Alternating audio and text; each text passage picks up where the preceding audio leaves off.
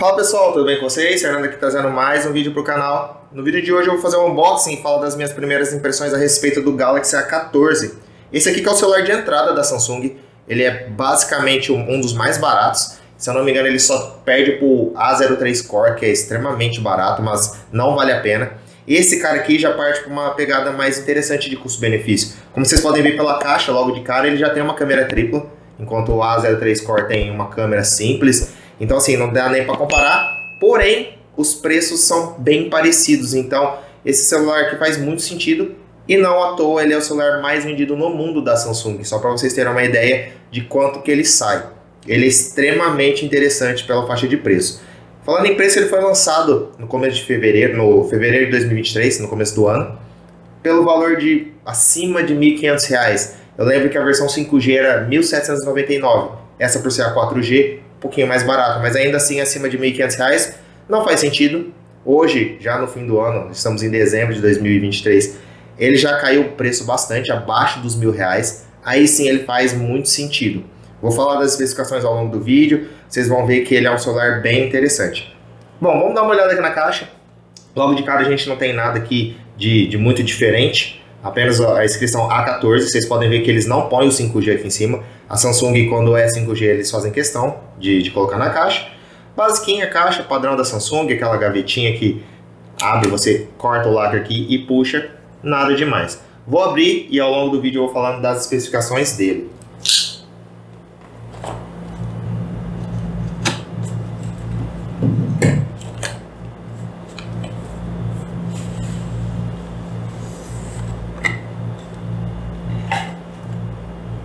Bom, vamos dar uma olhadinha aqui. A Samsung sempre manda esse plastiquinho por fora com as principais características, né? O que o modelo tem mais de chamativo.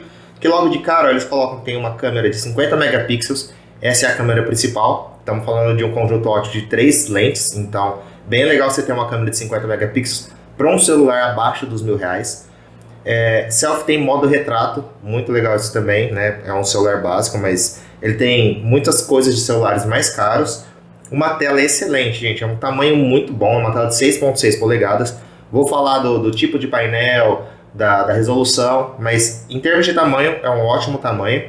A bateria, talvez um dos grandes diferenciais desse aparelho, uma bateria de 5.000 mAh, e eles falam aqui que dura até 2 dias, mas esse tipo de afirmação, eu digo, é muito relativo. Vai muito do seu uso, muito do que você usa o celular ao longo do dia. Então, para usuários mais comuns, né, redes sociais, coisas mais leves, 2 dias é capaz de chegar assim. Um usuário um pouquinho mais hardcore, joga um joguinho, faz outras coisas mais simultâneas, talvez menos de 2 dias, 1 dia e meio, talvez até 1 dia se você for usar para muitos jogos, etc. Por fim, aqui ele está falando que tem dual chip mais espaço para cartão de memória. Se vocês separarem bem no desenho, a gente tem aqui 3, né, como se fossem os 2 chips e o micro SD. Então, dá a entender que esse celular realmente suporta os 3. Não é aquele slot híbrido que você escolhe entre o segundo chip ou o cartão de memória. Então, talvez ele tenha esse diferencial com relação, inclusive, aos topo de linha. Dificilmente você vê um topo de linha com um slot com 3 entradas, né? Bom, vamos deixar o celular de lado aqui. Vamos olhar o restante da caixa.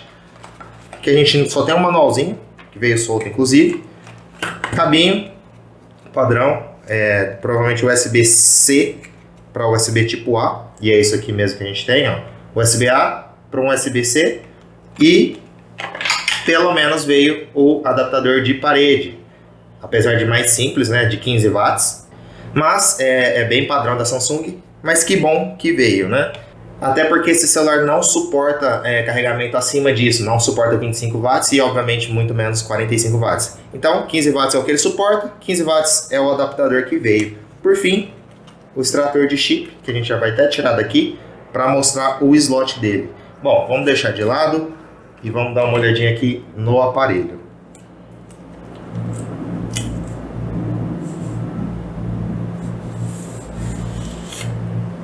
Bom, o celular, gente, é já de um tamanho um pouquinho maior, né? Ele tem 6.6 polegadas.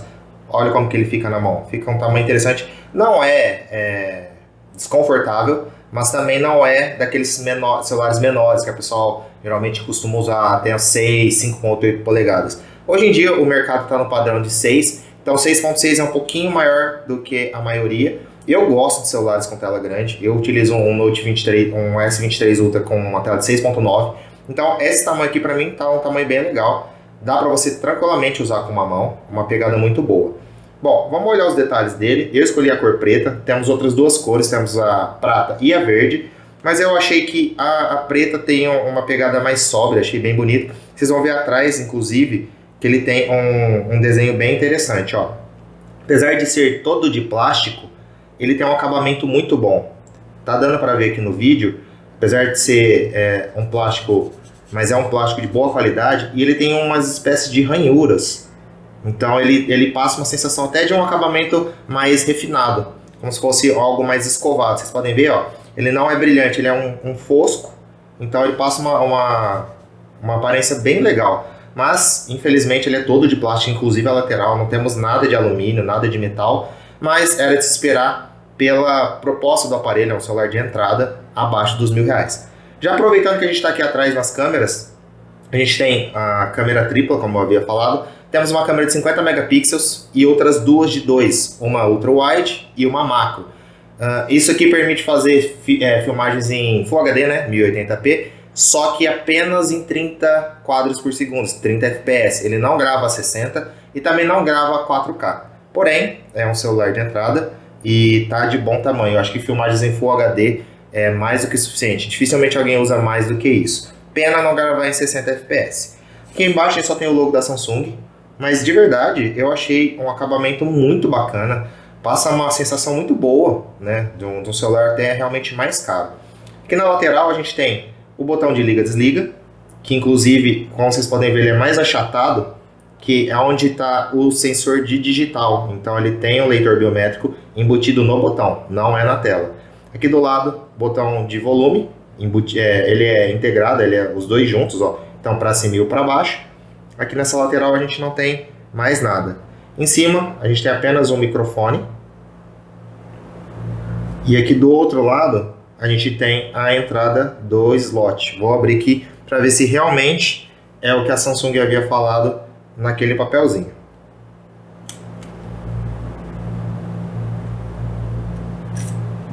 E realmente é o que a Samsung falou. Temos aqui uma bandejinha com 3 slots, como vocês podem ver. Então aqui cabe o micro SD e nesses outros 2 slots os chips da operadora. Então ele funciona com o Dual SIM e pode expandir a memória via cartão micro SD até 1 TB. Esse celular, gente, ele tem apenas 64 GB de memória interna.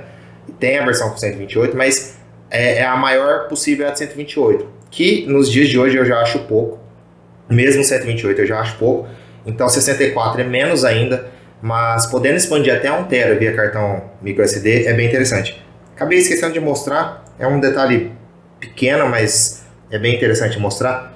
Ele não tem nenhum tipo de borrachinha na gavetinha, então significa que ele não tem proteção à água. Então você não pode molhar, não pode deixar cair na pia, não pode tomar chuva. Mesmo chuva leve, né, que seja pouca coisa, é bom evitar, porque ele não tem nenhum tipo de proteção à água e à poeira. Bom, já aproveitando que eu tô com ele aqui, falar um pouquinho das dimensões. Esse aqui é um celular de tamanho médio para grande. Ele tem 167.7, né, quase 168 milímetros de altura, que dá aí 16, quase 17 centímetros de altura. Aqui de largura a gente tem 78 milímetros, praticamente 8 centímetros. E de espessura, ele não é dos mais finos, ele tem 9.1. Aqui a gente tem quase 1 centímetro, né? Tem uns 9.1 milímetros de espessura, tudo isso distribuído em 201 gramas. É um celular relativamente leve pelo tamanho, mas isso se deve ao fato de ser praticamente todo de plástico, né? Então o plástico reduz o peso, né? Se fosse de metal, provavelmente ele pesaria um pouquinho mais.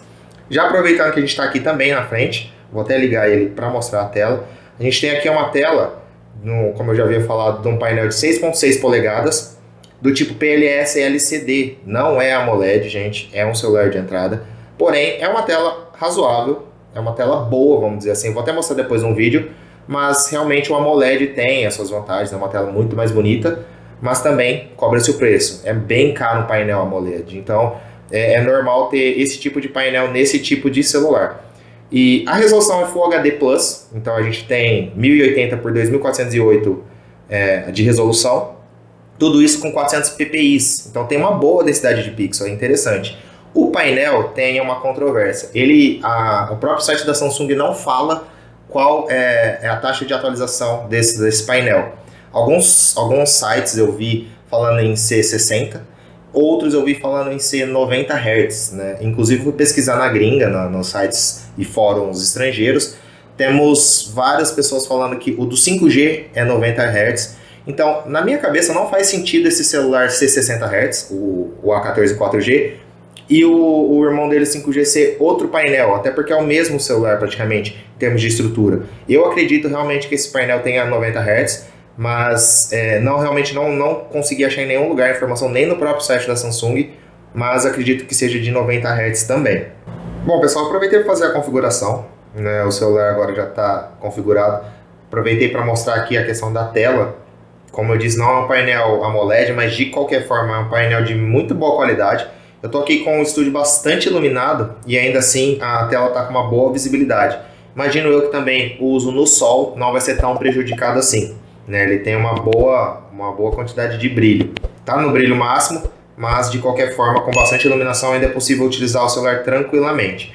Como vocês podem ver, a borda não é das mais finas, tanto na parte superior, na inferior também, que são as mais grosseiras, vamos dizer assim, mas mesmo na lateral a gente tem bastante borda. A gente tem um painel de 6.6 polegadas, porém o aproveitamento de tela é de apenas 80%, né? Quando a gente fala em top de linha, a gente chega a 90%, 92% de aproveitamento de tela, né? Então aqui a gente tem um pouquinho de borda, mas nada que incomode. Falando nisso, a gente tem aqui o estilo da câmera frontal do estilo Goto, não é aquele furinho na tela, mas é o padrão dos celulares de entrada da Samsung. Já falando nela, é uma câmera de 13 megapixels que também grava em Full HD, apenas 30 fps, mas 13 megapixels é uma boa quantidade de resolução. Boa câmera na frontal, ótimas câmeras na traseira, para um celular abaixo de R$1.000, tá excelente. Deixar aqui passando também na tela, para vocês terem uma noção da qualidade da imagem, né, como eu havia falado do painel. Não deixa, é longe de ser ruim, gente, é um painel muito bom. Só não é AMOLED, né? Tem as suas vantagens do AMOLED, mas é muito boa. Você vê que tem cores vivas, tem um contraste interessante, tem um bom brilho. Então, assim, é uma tela excelente. É uma tela realmente muito boa. E já, enquanto o vídeo roda aí, vou falar um pouquinho das especificações técnicas, né? Da parte de hardware dele. Por ser um celular de entrada, ele conta apenas com um chipset da MediaTek. Não é Exynos e muito menos Snapdragon. Então, ele tem um MediaTek Helio G80. De 12 nanômetros, mas é um excelente chipset. A MediaTek faz chipsets excelentes para celulares de entrada, então tem uma boa qualidade sim. E o CPU é octa-core, então vai para o multitarefa interessante, porém ele conta apenas com 4 GB de RAM. É o normal dessa faixa de preço, mas eu acho que realmente pelo menos 6 GB de RAM é o mínimo para qualquer smartphone. Eu acho que 4 GB é muito pouco, sacrifica demais no multitarefa. Porém, ele tem, para não falar que é só 4 GB, ele tem aquele RAM Plus que a Samsung fala, que ele pode chegar até 6 GB, é uma espécie de memória virtual, que ele usa esses 2 GB da própria memória interna do celular. Dá uma ajudada, mas é diferente de ser 6 GB físico.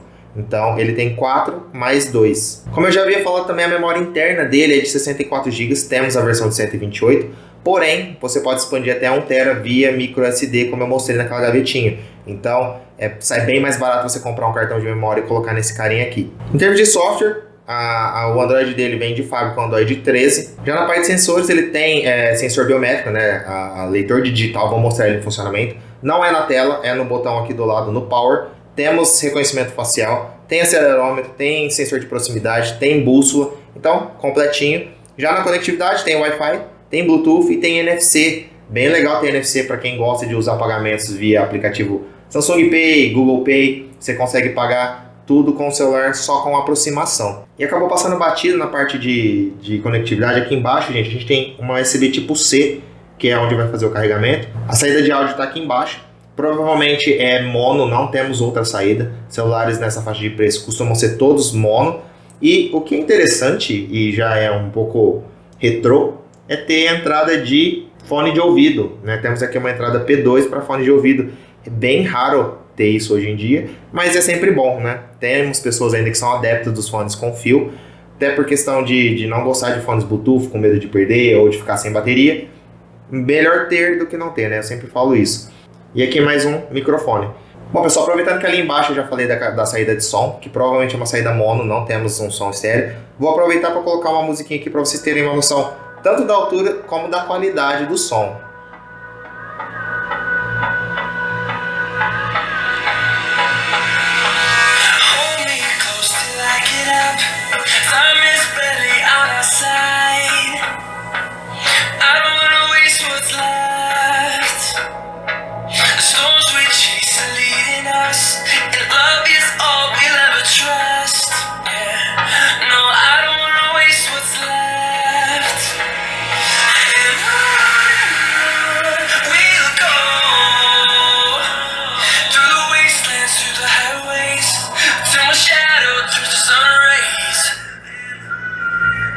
Ó, como vocês podem ver, eu tampei apenas a saída aqui de baixo e o som praticamente sumiu. Então realmente é uma saída mono, não temos a saída aqui em cima como os celulares que são estéreo tem. Então, ó,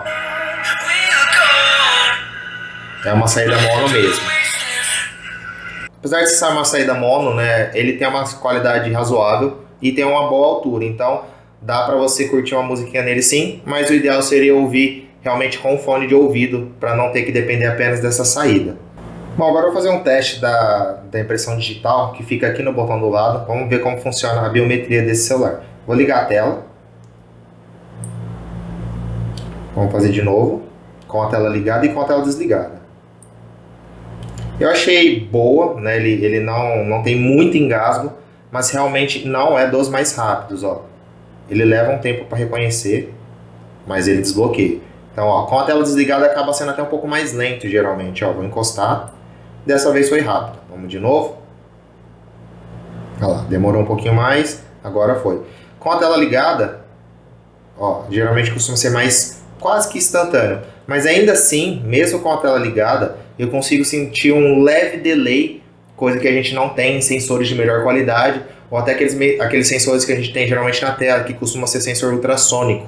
Então ele tem uma precisão e uma velocidade maior do que esses sensores que estão aqui na lateral. De qualquer forma, é sempre bom ter, não vamos reclamar disso, apesar de não ser do mais rápido, é muito importante ter isso, especialmente porque hoje em dia todo mundo faz tudo pelo smartphone, e aplicativos de banco, principalmente, utilizam demais isso. Então, se você não tem uma biometria no celular, você está desprotegido, você está sujeito a ter que ficar inserindo senhas e etc. A biometria, além de mais prática, é muito mais segura quando você está falando em fazer transferências e transações bancárias. Bom, pessoal, vou fazer um resumo do que eu achei do celular, pontos positivos e negativos, e vou falar um pouquinho também que eu havia prometido a respeito da sua versão de 5G, né? Esse celular aqui é um dos celulares de entrada da Samsung, então, primeiro ponto positivo dele, preço, né? Ele tem um custo-benefício absurdo, ele hoje em dia está abaixo dos R$1.000, vamos dizer assim que hoje o preço de tabela dele, de mercado normal, está na faixa dos R$800, porém você encontra por menos, né, em promoções na faixa de 650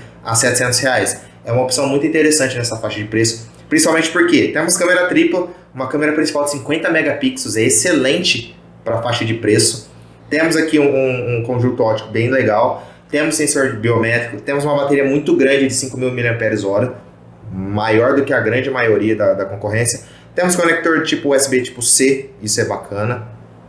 Temos uma tela razoável, temos NFC, e o que eu mais gostei desse celular, um dos principais diferenciais com relação à concorrência, é o slot híbrido, né? Temos uma gavetinha com 3 chips, então você pode, com 3 slots, aliás, então você pode usar 2 chips de operadora e um cartão de memória expansível até 1 TB, então torna esse celular muito interessante. Pontos negativos, a tela não é das melhores, né? É uma tela boa, mas poderia ser um pouquinho melhor. Temos apenas 4 GB de RAM, talvez para mim o grande calcanhar de Aquiles desse aparelho. 6 GB de RAM, com a RAM Plus podendo chegar a 8 ou a 10, por exemplo, seria muito interessante, né? Mas 4 GB físico com 2 virtuais eu acho pouco, né? Especialmente porque por não termos um dos chipsets muito forte, né? Temos um processador e um chipset razoáveis, a memória RAM faria muita diferença, esses 2 GB a mais, né? Porém, não dá para querer demais de um celular nessa faixa de preço. Então, no geral, é um excelente aparelho, um custo-benefício imbatível, e a única coisa que você tem que se atentar se for comprar é que essa é a versão 4G, temos a versão 5G, você vai ver que a diferença de preço é grande, porém, além de ganhar a questão do 5G, né, temos uma tecnologia mais recente de conexão, a questão do chipset muda, gente. O 5G vem com o chipset Exynos, se eu não me engano, o 1330, já é outro patamar, já coloca o A14 5G quase brigando ali com os intermediários de entrada, né? Aqui a gente está falando de um celular de entrada, um celular básico.